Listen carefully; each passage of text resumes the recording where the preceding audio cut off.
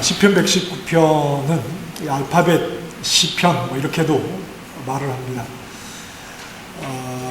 이제 22개의 히브리어 자음이 8절로 구성된 한 연을 첫 자음으로 각각 자음으로 그렇게 시작하는 절들로 이루어져 있습니다.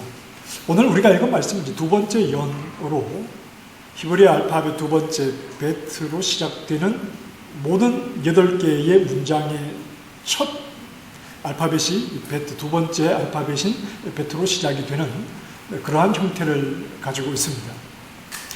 시편 119편 전체가 어떤 형식을 가지고 있죠. 분명한 형식을 가지고 있습니다. 알파벳 순서대로 그렇게 아주 질서정연하게 형식을 가지고 있다가 보니까 좀 어떤 좀 질문이 생길 수 있느냐 하면 뭐 형식에 맞추다 보니까 좀 논리적인 전개가 약하지 않느냐, 좀 이런 질문을 가질 수가 있겠죠. 뭐 가령 예를 들어서 우리 말에 가짜로 시작되는 말을 한번 찾아봅시다. 가짜로 뭐가 있죠? 뭐라고요? 뭐 가정, 또 뭐가 있습니까? 가짜로 시작되는 가수, 가지, 가방, 가족. 좋습니다. 자, 이렇게 가짜로 시작되는 단어를 열거를 하면 가짜로 시작되는 말이라는 형식을 가지다 보니까 여기에는 상대적으로 논리적인 연결이 좀 어려울 수 있죠. 가족과 가방이 뭐 가수와 이렇게 논리적으로 뭔가 연결되기가 좀 힘듭니다. 그래서 알파벳으로 이렇게 형식을 갖추다 보니까 이 시편의 흐름이 논리적인 전개가 좀 약하지 않느냐 하는 이런 의문들을 가질 수 있습니다. 여기에 대해서 우리가 한 가지 좀 말씀드릴 수 있는 것은 시편 119편이 알파벳 순서로 모든 알파벳이 들어가서 이 시편이 구성되었다는 것은 이 시편이 가지는 보편성이라고 하는 특징을 우리는 생각을 할 수 있습니다. 히브리 알파벳은 히브리 사람이라면 누구나 예외 없이 사용하는 가장 일반적이고 가장 보편적인 도구입니다. 누구나 그 알파벳을 가지고 말을 하고 글을 읽고 자기의 생각을 주고받는 것이죠. 그러니 이 알파벳이라고 하는 것은 그 히브리어를 사용하는 모든 사람들에게는 너무나 평범하고 또 일반적이고 보편적인 그러한 도구인 겁니다. 시편 119편이 히브리어 알파벳 순서대로 기록이 되어 있다는 것에서 우리가 생각해야 하는 것은 가장 보편적이고 가장 일반적으로 하나님의 말씀을 우리가 접해야 한다. 시편 119편의 매 절, 거의 한두 절을 빼고 매 절에서 하나님의 말씀과 관련된 그런 표현들이 등장을 하고 있다고 그랬죠. 하나님의 말씀과 동행하는 삶은 어떤 특정 부분에 국한된 것이 아니라 그 언어를 사용하는 모든 사람이 보편적으로 사용하는 것처럼 하나님의 말씀은 우리에게 보편적이고 일상적으로 적용이 되어야 하고 하나님의 말씀과 동행하는 삶이 그렇게 보편적인 우리의 삶이어야 한다 하는 것을 말씀을 합니다. 누구에게나 어디서나 언제 어떤 환경에서나 우리가 그 언어를 사용하는 한 하나님의 말씀은 항상 우리에게 보편적으로 적용이 되어야 하는 겁니다. 오늘 우리는 우리말로 번역된 성경을 통해서 시편을 읽고 있지만 시편 119편의 알파벳 형식이 우리에게 주는 메시지는 역시 동일하게 비록 우리 성경으로는 우리말의 가나다 수는 아니다 할지라도 하나님의 말씀은 보편적으로 우리에게 적용이 되어야 한다는 것입니다. 우리가 살아가는 일상과 우리가 처한 모든 상황에서 그리고 누구도 예외 없이 하나님의 말씀을 통해서 하나님 앞에 서야 하고 말씀과 동행하는 그런 삶을 누구나 예외 없이 살아가야 하는 겁니다. 자, 시편 119편의 두 번째 연인 이 9절을 이렇게 시작합니다. 청년이 무엇으로 그 행실을 깨끗하게 하리까? 여기서 말하는 청년의 나이대는 한 10대에서 30대 초반 정도에 이르는 나이대를 가리키는 말입니다.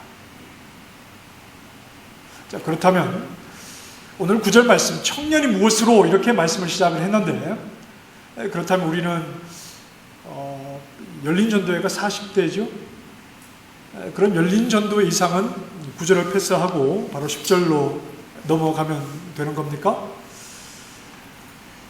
청년이 무엇으로 그 행실을 깨끗하게 하리까? 저는 이제 10대, 20대 때는 이 말씀을 대하면서 굉장히 이 말씀을 직접적으로 제 마음에 와닿았죠. 청년의 때에 말씀을 읽으면서 내가 하나님의 말씀으로 내 행실을 깨끗하게 해야 하는구나. 그렇게 직접적으로 이 말씀이 와닿았습니다. 지금은 그때가 아니니까 그때보다는 좀 이 말씀에 대해서 거리감을 가져도 괜찮다는 그런 의미로 받아들여도 되겠습니까? 이 부분에 대해서 이런 해석이 있는데, 여러분 성경을 잘 보시면 9절 말씀에 청년이 이렇게 시작을 했는데 10절과 11절에는 내가 이렇게 표현을 합니다. 그래서 이 시편을 기록한 사람이 아마 청년의 때에 이 시편을 기록한 것 같다. 그래서 이 청년의 때에 이 시편을 기록을 했기 때문에 결국 이 말씀은 청년이라고 하는 그 어떤 한 세대에만 국한되는 말씀이 아니라 이 시편을 기록한 자기의 이 삶의 모든 것이 하나님의 말씀에 순종하는 모습으로 서야 하는구나, 이 고백으로 이해할 수 있다, 이렇게 봤습니다. 그러니 이 시편을 나의 시편으로 고백을 한다면 청년이라는 이 표현을 내 나이에 맞게 해석을 할 수 있는 것이지요. 중년이 무엇으로 그 행실을 깨끗게 하리까? 노년이 무엇으로 그 행실을 깨끗게 하리까? 이렇게 나이에 관계없이 모든 연령층이 하나님의 말씀에 준한 삶을 살아야 함을 강조하는 것으로 이 말씀을 이해할 수 있다고 했습니다. 자, 그런데 여기서 우리가 나이에 주목하기보다 더 중요하게 생각할 것이 있는데, 히브리어 성경에는 9절의 시작을 청년이 이렇게 시작하지 않습니다. 히브리어 성경에 보면 맨 처음에 어떻게 시작을 하느냐 하면 무엇으로 이렇게 시작합니까? 질문을 하는 것입니다. 무엇으로 깨끗하게 하리까? 청년이 그 행실을, 이런 순서로 성경이 되어 있습니다. 그러니 이 히브리어 성경에서는 이 두 번째 연을 시작하면서 가장 먼저 주목하게 되는 것은 무엇으로 깨끗게 하겠습니까? 청년이 그 행실을, 이렇게 질문을 하면서 오직 주의 말씀만. 그러니 이 히브리 말씀에서 좀 우리가 얻을 수 있는 뉘앙스는 주의 말씀만 있다면 청년이라도 그 행실을 깨끗하게 할 수 있습니다. 이 말씀은 청년에게만 해당되는 말씀이 아니라 주의 말씀만 있다면 청년이라도 그 행실을 깨끗하게 할 수 있습니다. 이런 뉘앙스의 말씀으로 우리가 이해할 수 있습니다. 자, 칼빈은 여기에서 청년이 등장하는 이유에 대해서 이렇게 설명을 합니다. 가장 곱비 풀린 야수와 같은 때, 힘은 넘치지만 그것을 제어하기 어려울 때, 하나님의 말씀 안에는 어떤 능력이 있어서 지나치게 과도한 열정이라도 제거할 수 있다는 것을 보여주기 위해서다. 청년은 열정이 넘치죠. 그리고 힘이 있습니다. 그러나 절제가 어렵습니다. 그리고 분별력이 떨어지죠. 힘이 있습니다. 열정이 넘치지만 절제가 어렵고 분별력이 떨어지는 때입니다. 절제되지 않는 열정, 무엇이 옳고 그른지에 대해서 정확하게 분별하지 못하는 그러한 힘을 가지고 있는 청년의 모습. 여러분, 그런데 이 청년의 모습이 성경 속에 어떤 인물과 연결되어 있다고 생각을 할 수 있습니다. 청년의 때에 절제되지 않는 열정과 분별력이 없는 힘을 가지고 청년의 때를 살았던 인물이 성경 속에 있는데, 아마 여러분 생각하시기가 좀 어려우실 수도 있습니다. 바로 누구냐 하면 아담입니다. 에덴 동산의 아담입니다. 에덴 동산의 아담은 나이가 많은 노년의 모습으로 만들어지지는 않았을 것입니다. 생육하고 번성해야 하는 일이 있기 때문에 그는 청년의 모습으로 만들어졌을 것입니다. 그에게는 열정이 있습니다. 그에게는 힘이 있습니다. 그러나 아담이 가졌던 열정은 절제되지 않았고, 아담이 가진 힘은 분별력이 없이 사용이 되었다는 것을 우리는 알 수 있습니다. 그는 하나님께서 지으신 피조물임에도 불구하고 젊음의 모습으로 하나님께서 그를 열정적으로 지으셨으나 그의 열정이 하나님의 말씀을 벗어나게 되었을 때, 그리고 그가 가진 그 힘이 하나님 앞에서 피조물로 무엇이 옳은 것인지 무엇이 잘못된 것인지를 판단할 수 있는 그 분별력이 부족했을 때 그가 가진 힘과 열정은 무엇을 향해 나아가는 것이었습니까? 하나님이 되고자 했습니다. 절제되지 않은 열정이죠. 피조물이 하나님이 되려고 하는 것은 절제되지 않고 분별력이 없는 열정과 힘입니다. 그런데 그가 하나님이 되기를 원했지만 결국 절제되지 않고 분별력이 없는 힘과 열정은 무엇으로 아담을 끌고 갔습니까? 사망으로 끌고 가고 말았습니다. 멸망이지요. 자, 피조물에게 하나님의 말씀은 선택의 문제가 아닙니다. 피조물인 우리가 하나님의 말씀을 잘 따르면 그러하지 못할 때보다 조금 더 나은 삶을 우리에게 보장해 주는 의미에서 우리가 하나님의 말씀을 따르는 것이 아닙니다. 하나님의 말씀은 우리의 존재와 관계 있는 것입니다. 살고 죽느냐의 문제입니다. 왜냐하면 피조물은 하나님의 말씀으로부터 지음을 받았기 때문에 그렇습니다. 하나님의 말씀은 피조물을 있게 하느냐 없게 하느냐 사느냐 죽느냐의 문제이지, 우리에게 하나님의 말씀은 순종을 하면 조금 더 나에게 유익이 있고 순종하지 않아도 살아가는 데 별 문제가 없는 그런 차원의 말씀이 아닙니다. 피조물은 하나님의 말씀으로 지어졌습니다. 그러니 말씀은 우리를 있게 하는 존재의 근거가 되는 그러한 가치가 있는 말씀이죠. 하나님 말씀에 의해서 지음을 받은 세상은 그 말씀 한마디에 자신의 존재를 건 순종을 하게 되어 있습니다. 빛이 있어라. 이 말씀 한마디에 빛이 있었습니다. 하늘의 궁창은 나르는 새를 내라. 그 말씀대로 하늘의 새들이 날기 시작했습니다.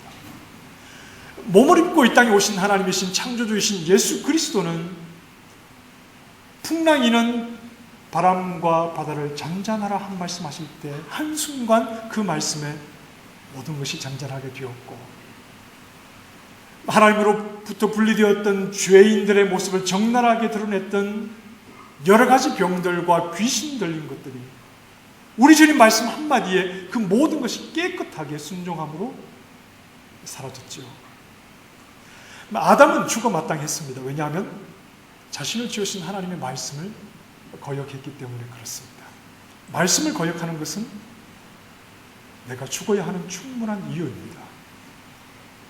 하나님의 말씀을 거역하는 것은 내가 죽어 마땅한 충분한 이유입니다.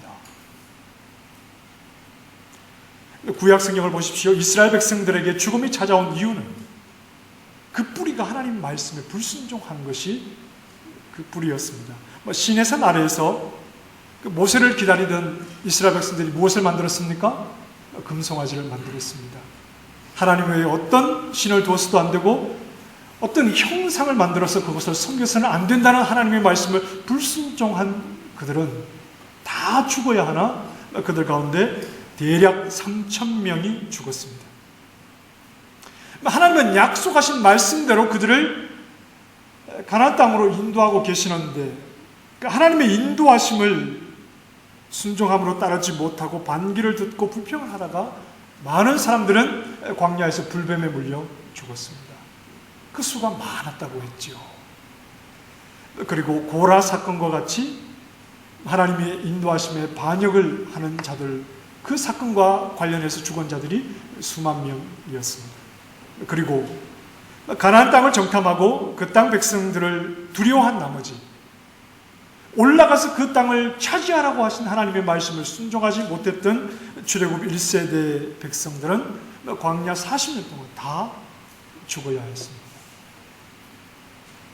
구약 성경은 하나님의 말씀에 불순종하는 자는 곧 죽음이라는 사실을 분명하게 우리에게 말씀해 주고 있습니다. 구약만의 이야기가 아닙니다.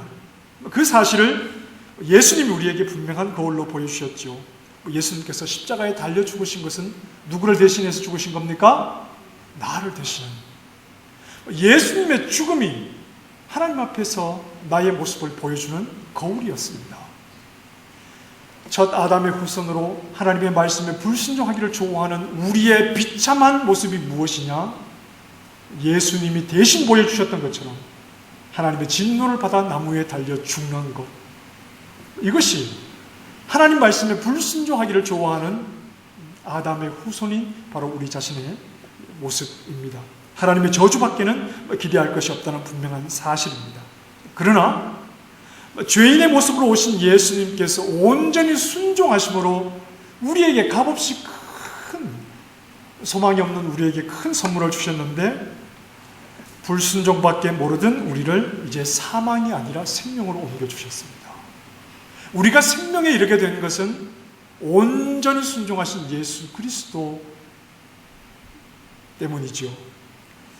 예수님 안에서 우리는 더 이상 사망의 두려움으로 살아가는 것이 아니라 생명의 평안함 속에서 살아가는 자들입니다. 하나님의 심판의 때에 우리가 두려워하지 않는 것은 우리는 예수 그리스도의 피 흘리심으로 하나님 앞에 사망의 두려움이 아니라 생명의 평안함 속에서 이미 우리는 살아가고 있기 때문입니다. 자, 이런 우리들에게는 새로운 소원이 하나 생긴다고 했습니다. 지난주에 어떤 소원이 우리에게 일어난다고 그랬죠? 하나님 말씀에 순종하려는 마음이 우리에게는 생긴다고 했습니다. 예수 그리스도와 연합되어 의롭다함을 얻은 자들이라면 우리에게는 새로운 소원이 일어나는데 그것은 바로 하나님의 말씀에 순종하고자 하는 마음입니다. 하나님의 말씀에 내 모든 삶이 묶여 있기를 원합니다. 하나님의 말씀 한마디가 내 생명보다 크고 귀합니다.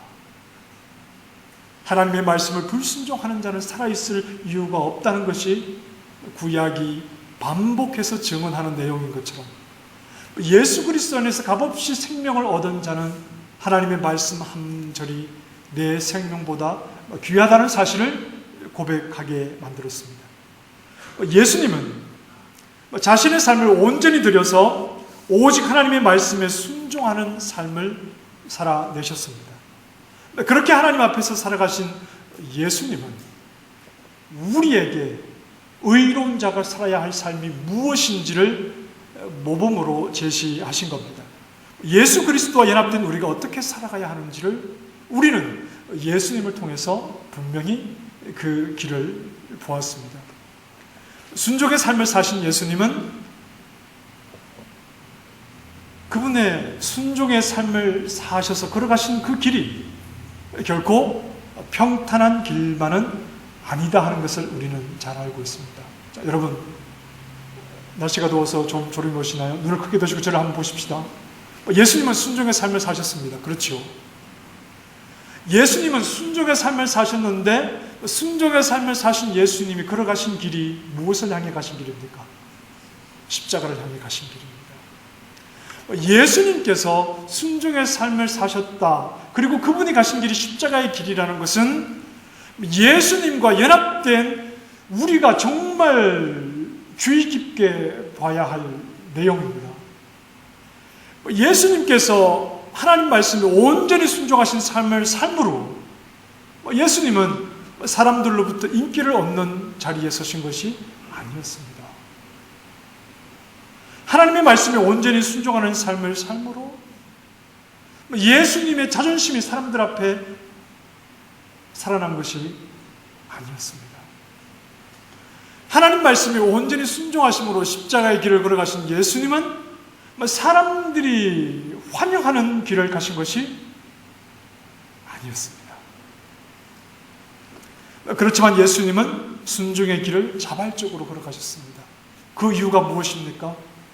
그 길을 걸어가도 사람들이 환영하지 않고, 그 길을 걸어가도 예수님의 자존심이 살아나지 않고, 그 길을 걸어가면서 오히려 수치와 아픔이 있음에도 불구하고 예수님께서 그 길을 걸어가신 이유는 하나님을 향한 사랑의 표현이기 때문에 그렇습니다.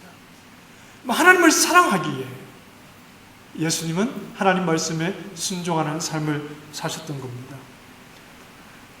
예수님이 걸어가신 이 삶은 우리와 다른 것이 아닙니다. 우리는 하나님의 말씀에 순종하면 순종의 대가로 하나님께 주시는 복이 있을 것이라고만 생각을 합니다. 그러나 그렇지 않습니다. 순종의 길을 가신 예수님을 통해서 볼 수 있는 것은 순종의 길은 고난의 길이기도 합니다.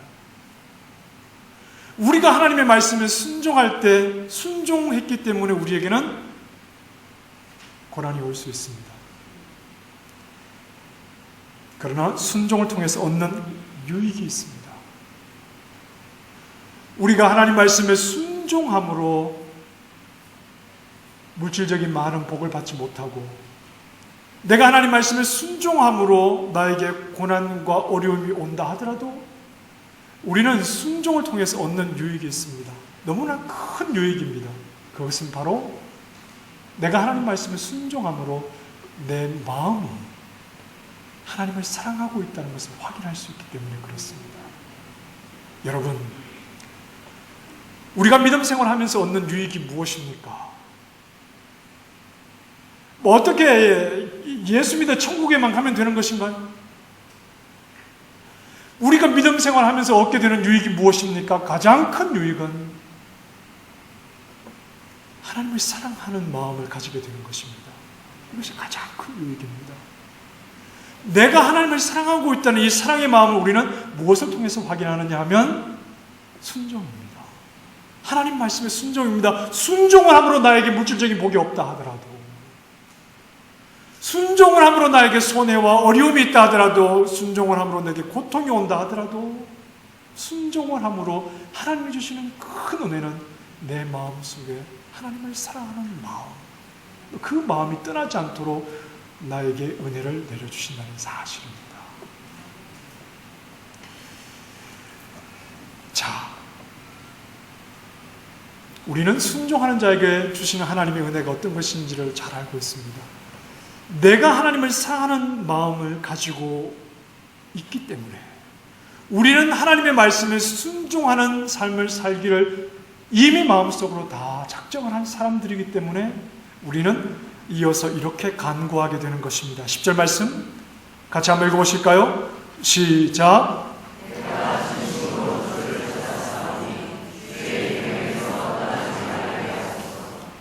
우리는 전심으로 하나님을 찾는 사람들입니다. 찾는다는 말은 따른다는 말입니다. 우리가 하나님을 어떻게 따르죠? 하나님 말씀에 순종함으로. 하나님의 말씀에 순종함으로. 하나님의 말씀은 진리인 것과 하나님의 말씀에 순종하는 것이 내가 생명 얻는 길임을 우리는 분명히 이미 알고 있습니다. 여러분 그러시죠? 세상은 알지 못하는 이 놀라운 사실을 우리는 알고 있고, 이미 우리는 우리의 전심으로 하나님을 따르고 있고 사랑하는 주님의 뜻을 따라가기로 작정한 사람들이지만, 그래서 우리는 이렇게밖에 간구할 수 없는 것입니다. 주의 계명에서 떠나지 말게 해주십시오. 여기에는 뭔가 좀 모순이 있는 것 같지 않습니까? 이미 우리는 마음으로 주님을 사랑하기에 주님의 말씀을 따르는 것이 정말 우리에게 가장 소중한 것입니다. 우리는 주님을 전심으로 따르기로 마음에 작정한 믿음의 사람들입니다. 그런데 어떤 기도를 해야 하느냐 하면 주의 말씀에서 떠나지 말게 해주십시오. 뭔가 좀 앞뒤가 안 맞는 것 같잖아요. 이미 주님의 말씀에 순종하고자 마음에 작정한 사람들인데 우리의 기도가 주의 말씀에서 떠나지 않도록 좀 도와주십시오. 이 기도를 하고 있다는 겁니다. 우리는 전심으로 주님을 따르기로 마음먹었지만 그러나 우리의 현실은 그 마음먹은 대로 살아내지 못하는 부족함이 있기 때문에 그렇습니다. 우리는 전심으로 주님을 사랑하고 주님의 말씀에 순종하고자 이미 마음먹은 하나님의 사람들이지만 그러한 마음을 먹고 살아가는 우리의 삶의 현실은 우리의 마음과는 너무나 괴리감이 있는 현실을 살아갈 때가 하루 이틀이 아니기 때문에 그렇습니다. 그리스도인의 현실은 괴로움입니다. 찬양대 여러분, 그리스도인의 현실은 괴로움입니다. 이 괴로움은 예수님을 믿기 전에는 가지지 않았던 괴로움입니다. 예수님을 믿은 이후에 우리 안에 생기는 괴로움입니다. 주님을 사랑하는 마음의 진실함이 내가 그리스도인인 것을 증명을 해주지만 내 마음에 주님을 사랑하고 주님을 따르고자 하는 그 진실함이 내가 그리스도인인 것은 증명해 주지만 그 마음만큼 살아내지 못하는 데서 오는 괴로움입니다. 이것이 모든 그리스도인이 일상 속에서 경험하는 괴로움입니다. 여러분 아니십니까? 모든 그리스도인이 일상 속에서 경험하는 괴로움입니다. 나는 그리스도인인 것이 사실인데, 내 마음은 그리스도인인 것이 사실인데, 그러나 내 일상은 그 마음을 쫓아가지 못하는 내 현실을 바라보며 우리는 괴로워하는 것이죠. 사도 바울이 이렇게 고백했습니다. 오호라, 나는 곤고한 사람이로다. 이 고백은 그리스도인이 되기 전의 고백이 아닙니다. 예수 그리스도의 대속의 은혜를 깊이 경험한 사도 바울이 오호라, 나는 곤고한 사람이로다. 이 사망의 몸에서 누가 나를 건져내랴. 내가 마음으로는 하나님의 법을, 육신으로는 죄의 법을, 하나님을 진심으로 사랑하는 하나님의 사람이지만 그러나 현실 속에서 그 마음을 쫓아가지 못하는 안타까움을 볼 때 바울은 괴로워하는 것입니다. 자, 19세기 그 스코틀랜드의 목회자였던 호라티우스 보나라고 하는 분이 쓴 글입니다. 모든 성도들은 누구라고요? 모든 죄인들이라고 말하지 않았습니다. 모든 성도들입니다. 우리입니다. 예수 그리스도의 대속의 은혜를 입은 하나님을 마음으로 진심으로 사랑하는 성도들을 말합니다. 모든 성도들은 각각 자신의 짐을 지고 허덕이며 신음을 토해왔습니다. 성도들이 지는 짐이 뭐죠? 각각 자신의 짐을 지고, 죄인이 아닙니다. 성도들이 각각 자신의 짐을 지고 허덕이며 신음을 토해왔습니다. 그리고 그 신음 소리는, 잘 들으십시오, 신령한 빛을 더 많이 받으면 받을수록 더욱더 깊어졌습니다. 그 신음 소리는 신령한 빛을 더욱더 많이 받으면 받을수록 더 깊어지고 있다는 겁니다. 그리고 신약에 기록된 그리스도인의 자유는 이런 괴로움을 감소시키는 대신 오히려 더 강화시켰습니다. 예수 그리스도 안에서 죄로부터 자유함을 입은 우리에게 이 신음소리는 점점 줄어드는 것이 아니라 더 심해지고 있다는 것입니다. 신령한 빛을 더 많이 받으면 받을수록 우리는 그 신령한 빛을 통해서 주님께 우리의 마음을 드립니다. 주님의 말씀에 순종하는 것이 가장 올바른 길이라는 것을 알고 우리는 그러한 삶을 살기를 원하는데, 이러한 신령한 빛을 보면 볼수록 우리에게 신음소리는 더 깊어집니다. 주님을 향한 마음과 그 마음을 쫓아가지 못하는 내 현실의 일상의 차이가 더 커지기 때문에 우리 모두에게 나타나는 신음 소리입니다. 우리의 현실은 작은 일에 넘어지기 때문에 그렇습니다. 우리의 마음으로는 주님을 사랑하지만 우리는 현실의 작은 문제에서 또 넘어지고 또 실패하고 또 무너지는 연약함을 매일매일 경험하기에 우리는 이미 진리의 빛을 보았으나 그 진리의 신령한 빛에 이끌리고 살아가고 있으나 그러나 내 현실을 바라볼 때는 너무나 부족하기 짝이 없어 우리는 매일매일을 이 신음소리 속에서 더 깊어지는 신음소리 속에서 살아가고 있다는 말입니다. 이게 그리스도인의 현실입니다. 이게 그리스도인이 가지는 괴로움입니다.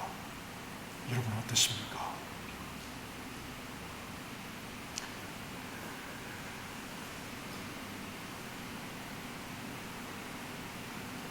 우리는 예배 잘 드리고 집에 가다가 싸우죠. 은혜롭게 예배를 잘 드리고 집에 가시는 길에 싸웁니다. 점심 뭐 먹을까? 그러니까 점심은 교회에서 드시고 가십시오. 오늘 아침에도 교회 오기 전에 애들한테 소리 한번 질렀습니다. 와이프하고 아무 일도 아닌데 또 신랑하고 또 소리내서 다퉜습니다. 무너진 마음으로 앉아있지 않으십니까? 하나님 앞에 일주일 금식하며 그 은혜를 경험하고 내려와서는 반드시 그 은혜를 한 번에 쏟아버리는 그런 사건이 일어납니다. 경험해 보셨을 겁니다. 금식기도 해보신 분들은 다 경험해 보십니다. 거의 천국 문 앞에까지 갔다가 내려오자마자 확 그냥 지옥 문 앞에 가게 되는, 우리는 하나님 앞에 회개 기도를 하면서 또 죄 지을 생각을 기도하면서 동시에 할 수 있는 참 멀티태스킹이 가능한 사람입니다. 엄청난 사람들이죠. 여러분 괴롭지 않으십니까? 저는 믿음 생활이 너무 괴롭습니다. 하나님께서 성령을 통해서 저에게 신령한 빛을 보여주셨는데 저 현실을 바라볼 때 저는 매일매일을 신음소리 속에서 살아갑니다.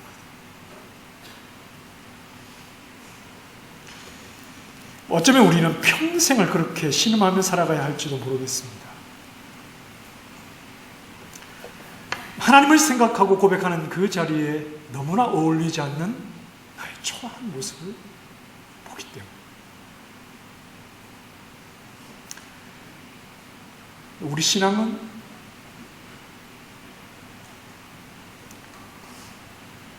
우리의 성숙함에 소망이 있는 것이 아닙니다.